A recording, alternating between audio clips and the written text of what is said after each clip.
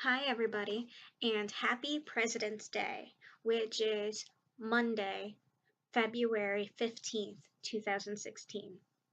Now, I could use this to talk about what teachers can teach their students.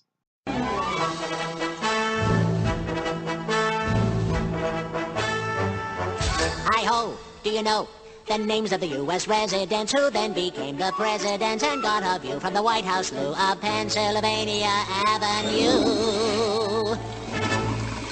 George Washington was the first you see. He once chopped down a cherry tree. President number 2 would be John Adams, and then number 3.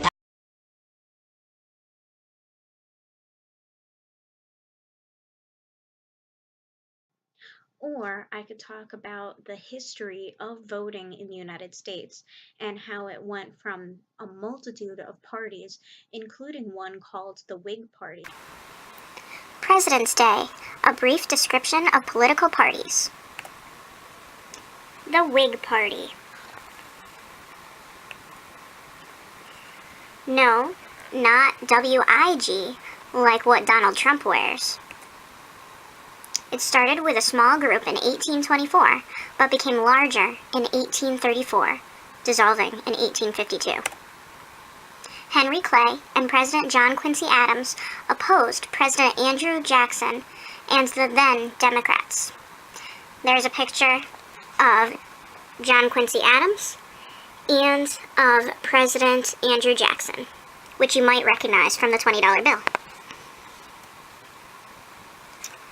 Whigs stood for protective tariffs, national banking, and federal aid for internal improvements.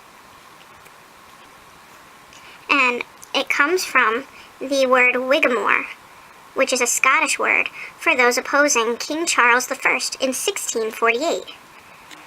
So, about 200 years before the American Whig Party. The Republican Party.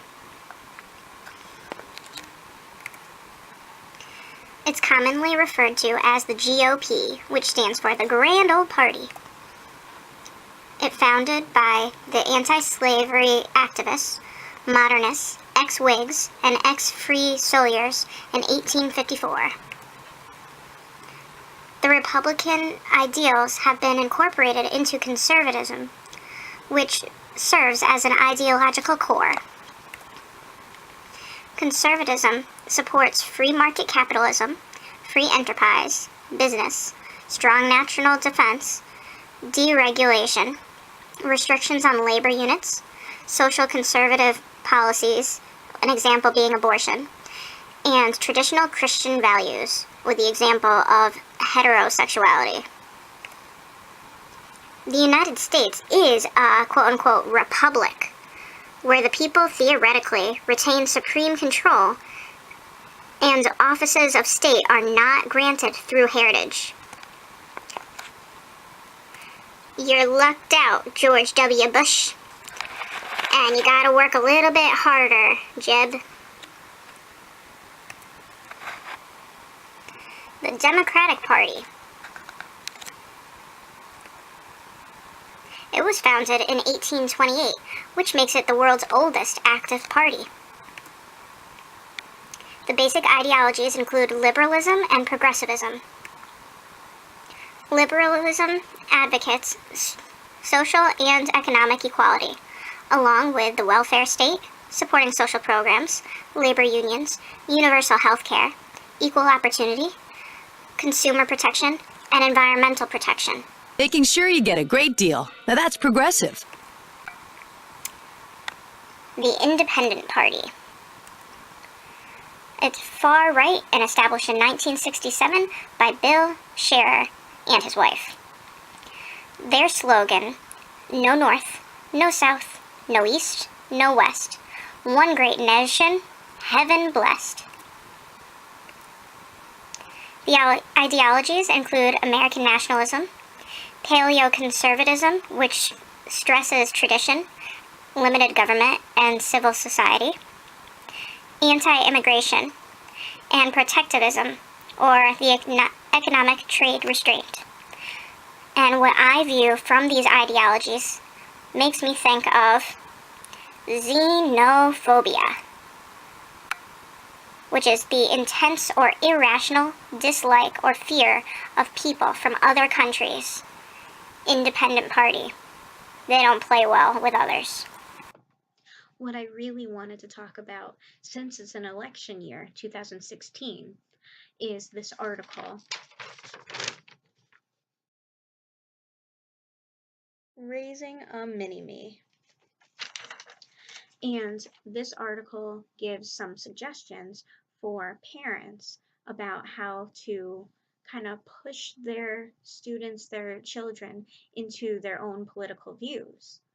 But I'm wondering, since it's so wrong for teachers to show their religion, their politics, their personal monetary spending, etc., is there a way that we can use these techniques to kind of, elicit some kind of mutual respect of politics without breaking any laws of teaching? So let's get into the meat of the article. And Nara Schoenberg from the Hartford Courant writes about these 4 basic skills that parents, and I'm suggesting teachers, might get in order to move their students along into their own political parties. The first one, teachers can't exactly do this. It's strictly for parents, and that's marrying or becoming partners with someone with the same political views.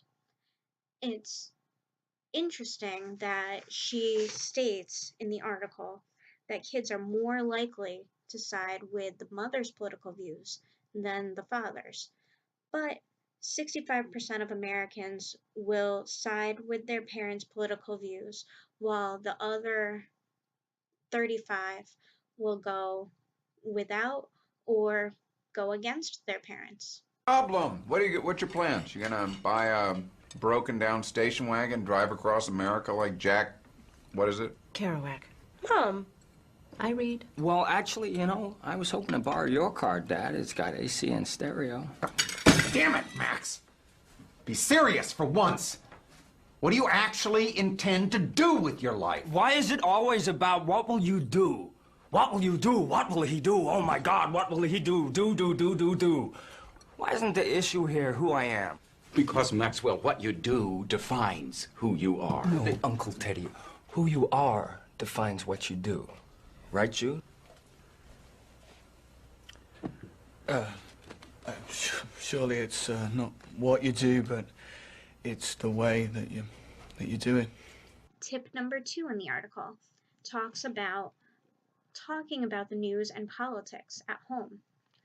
Teachers can bring this into the classroom because when I was in 5th grade, my favorite teacher and mentor, Mr. Farr, he had us bring in news articles from the paper and write about them and share them in class with 3 main details of the article and our own views about it, and try to use persuasive tactics like in our writing. I know nowadays it's not called persuasive, it's called argumentative, which I'm not a fan of that terminology. I'm more happy with persuasive. So it's all word choice. All right, back to the meat of what we're talking about here. So we have talk about the news and the politics. Number 3 is come across as a supportive and understanding parent, or in our case, supportive and understanding teacher. Now, the article actually has some questions to ask your student slash child. One of them is, again, specifically for parents because you are not going to want to lend your money, and I think it's against the rules to lend your money to a student. Question 1, how much do your parents listen to you if you need to talk about your worries or problems? Question 2, how much do your parents understand the way you think and feel? Question 3,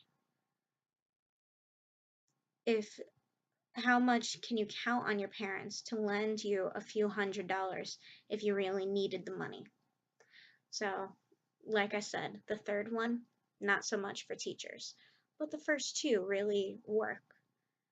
Setting up that feeling of supportive and understandingness goes a long way with getting your students to understand your way of thinking. And the final little tip, which is highlighted in the corner on the second page, states refrain from heavy-handed lobbying. So you don't want to tell your students, and it's against the regulations of the school system probably, to say, oh, I'm Democrat, I'm Republican, I'm this, I'm that. And I should hope you wouldn't say I'm independent or undecided. You should have a feeling, but you shouldn't portray that as a lobbying standpoint. You should say these are the political views and let's have an open and honest discussion about them. So now, what do you think about this article? Do you think it's something that you can do with your students? Fast recap of techniques. Talk about news and politics in school. Have students bring in newspaper articles and current events. Start an open discussion. Teachers, make sure you check the articles for appropriateness first. Then, expand to a persuasive essay topic. Use evidence from your article and any other research or interviews you may have. Come across as a supportive adult. Listen to your students' worries and problems. Work on understanding the way they think and feel. And refrain from heavy-handed lobbying. Present students with information on all options or sides so they can make an educated decision for themselves.